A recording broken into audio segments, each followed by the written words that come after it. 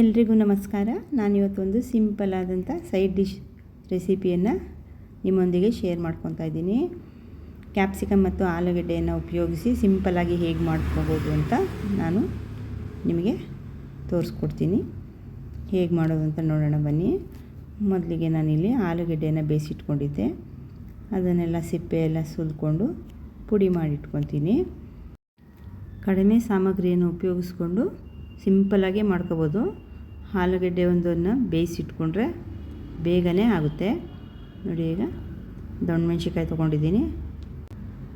ಇದನ್ನೆಲ್ಲ ತೊಳ್ಕೊಂಡು ಚೆನ್ನಾಗಿ ಒಳಗಡೆ ಇರೋ ಬೀಜನೆಲ್ಲ ತೆಗೆದಿಟ್ಕೋತಾ ಇದ್ದೀನಿ. ನೋಡಿ, ಈ ರೀತಿ ಎರಡು ಭಾಗವಾಗಿ ಮಾಡಿ ಕಟ್ ಮಾಡಿಟ್ಕೊಂಡಿದ್ದೀನಿ. ಈ ಬೀಜವನ್ನು ಸಹ ನಾನು ಒಗ್ಗರಣೆಗೆ ಉಪಯೋಗಿಸ್ಕೊತಾ ಇದ್ದೀನಿ. ನೀವು ಬೇಡ ಅಂದರೆ ಸ್ಕಿಪ್ ಮಾಡ್ಬೋದು. ಈಗ ಒಂದು ಒಲೆ ಮೇಲೆ ಬಾಣಲಿ ಇಟ್ಟು ಅದಕ್ಕೆ ಸ್ವಲ್ಪ ಎಣ್ಣೆ ಹಾಕಿದ್ದೀನಿ. ನಂತರ ಸ್ವಲ್ಪ ಜೀರಿಗೆ ಹಾಕಿ, ಜೀರಿಗೆ ಸಿಡಿದ ನಂತರ ಬೆಳ್ಳುಳ್ಳಿಯನ್ನು ಕಟ್ ಮಾಡಿ ಸೇರಿಸ್ತಾ ಇದ್ದೀನಿ. ಒಂದು ಸ್ವಲ್ಪ ಹಸಿ ವಾಸನೆ ಹೋಗೋವರೆಗೂ ಬೆಳ್ಳುಳ್ಳಿ ಹುರ್ಕೊಂಡು ಆನಂತರ ಈರುಳ್ಳಿ ಹಾಕ್ಕೋತಾ ಇದ್ದೀನಿ. ಇದನ್ನು ಸಹ ಸ್ವಲ್ಪ ಒಂಬಣ್ಣವರೆಗೂ ಹುರ್ಕೋಬೇಕು. ನೋಡಿ, ನಾನು ಆವಾಗಲೇ ಎತ್ತಿಟ್ಕೊಂಡಿದ್ನಲ್ಲ ಆ ಮೆಣಸಿನ್ಕಾಯಿ ಬೀಜನ ಸೇರಿಸ್ಕೋತಾ ಇದ್ದೀನಿ. ನೀವು ಬೇಡ ಅಂದರೆ ಹಸಿರು ಮೆಣಸಿನ್ಕಾಯಿ ಹಾಕ್ಕೋಬೋದು. ಈಗ ಒಂದು ಸ್ವಲ್ಪ ಅರಿಶಿಣದ ಪುಡಿ ಹಾಕ್ಕೋತಾ ಇದ್ದೀನಿ. ಹಾಗೆ ಖಾರಕ್ಕೆ ಒಣಮೆಣ್ಸಿನ್ಕಾಯಿ ಪುಡಿ ಹಾಕ್ಕೋತಾ ಇದ್ದೀನಿ. ಇವಾಗ ಇದನ್ನು ಸಹ ಚೆನ್ನಾಗಿ ಎಲ್ಲ ಹೊಂದ್ಕೊಳೋ ಹಾಗೆ ಒಂದು ನಿಮಿಷ ಹುರ್ಕೋತಾ ಇದ್ದೀನಿ. ನಾನು ಮೊದಲೇ ಹೇಳ್ದಂಗೆ ಇದಕ್ಕೆ ಹೆಚ್ಚು ಇಂಗ್ರೀಡಿಯೆಂಟ್ಸ್ ಏನು ಬೇಕಾಗಿಲ್ಲ. ಮನೆಯಲ್ಲೇ ಇರುವಂಥ ಸಾಮಗ್ರಿಗಳಲ್ಲಿ ಸಿಂಪಲ್ಲಾಗಿ ಮಾಡ್ಕೋಬೋದು. ನೋಡೋದಕ್ಕೆ ಸಿಂಪಲ್ ಅನಿಸಿದ್ರು ತಿನ್ನೋದಕ್ಕೆ ತುಂಬ ಚೆನ್ನಾಗಿರುತ್ತೆ. ಈಗ ನೋಡಿ, ಆಲೂಗಡ್ಡೆ ಪುಡಿ ಮಾಡಿ ಇಟ್ಕೊಂಡಿದ್ನಲ್ವ ಅದನ್ನು ಸೇರಿಸ್ಕೊತಾ ಇದ್ದೀನಿ. ಹಾಗೆ ರುಚಿಗೆ ತಕ್ಕಷ್ಟು ಉಪ್ಪು ಹಾಕ್ಕೊಂಡು ಒಂದು ಅರ್ಧ ಹೋಳಷ್ಟು ನಿಂಬೆಹಣ್ಣು ಹಿಂಡ್ಕೊತಾ ಇದ್ದೀನಿ. ಈಗ ಮತ್ತೊಂದು ಸರ್ತಿ ಎಲ್ಲವನ್ನು ಚೆನ್ನಾಗಿ ಮಿಕ್ಸ್ ಆಗುವಂಗೆ ಹುರ್ಕೋಬೇಕು. ಇದನ್ನು ನಾವು ಊಟದ ಜೊತೆ ಸೈಡ್ ಡಿಶ್ ಆಗಲ್ಲದೆ ಸಂಜೆ ಈವ್ನಿಂಗ್ ಸ್ನ್ಯಾಕ್ಸ್ ಥರನೂ ತಿನ್ಬೋದು. ತುಂಬ ಚೆನ್ನಾಗಿರುತ್ತೆ. ನೀವೊಂದು ಸರ್ತಿ ಮಾಡಿ ನೋಡಿ. ನಿಮಗಿಷ್ಟ ಆದರೆ ಹೇಗೆ ಬಂತು ಅಂತ ಕಮೆಂಟ್ ಮಾಡಿ ತಿಳಿಸಿ.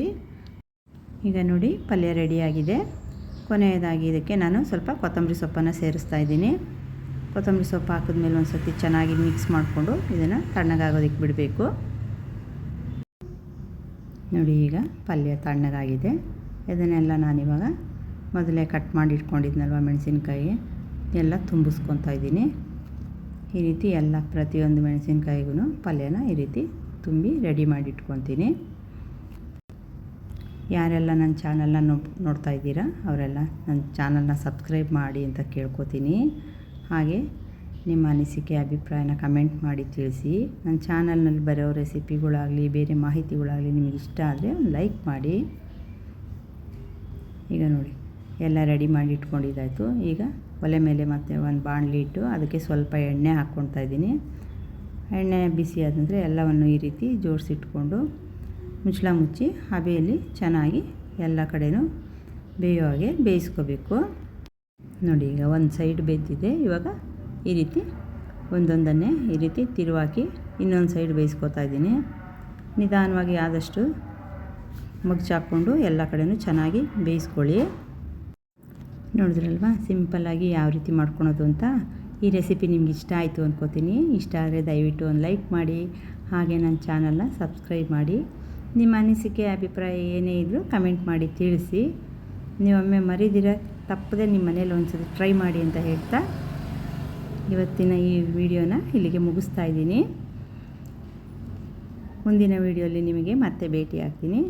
ಇಷ್ಟೊತ್ತರೆಗೂ ನನ್ನ ಚಾನಲನ್ನು ನೋಡಿದ್ದ ನಿಮಗೆಲ್ಲರಿಗೂ ತುಂಬ ಹೃದಯದ ಧನ್ಯವಾದಗಳು.